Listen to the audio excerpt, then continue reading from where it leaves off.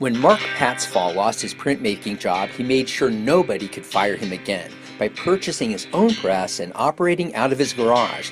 That was more than 30 years ago. Today, Mark and Clay Street Press are thriving in Over the Rhine. In addition to exhibitions in his Clay Street gallery, Mark every 10 years produces a new Cincinnati Portfolio. It's a limited edition collection of work from a handful of top Cincinnati artists. Mark has now produced 3 such portfolios, and the entirety of those collections is now on view at the Carnegie in Covington. Let's meet Mark and hear the backstory on this quiet corner of Cincinnati's fine art scene. I did the first Cincinnati Portfolio basically to get my name out there.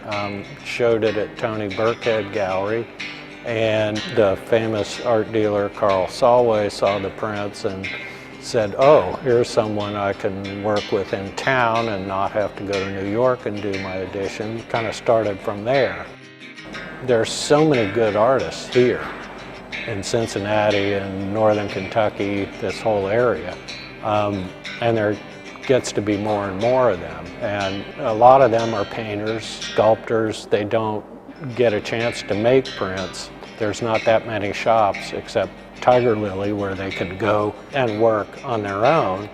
But to work with a master printer and get to develop a body of work is unusual. There's a lot less hands-on work and a lot more digital work going on.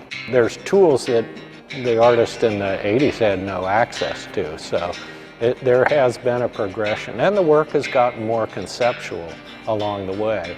And part of that is tied to the technology, and part of it is just the aesthetics that artists are using now. If I were to live long enough to do another one and another 10 years, first of all, there's a whole different body of artists that are around and working.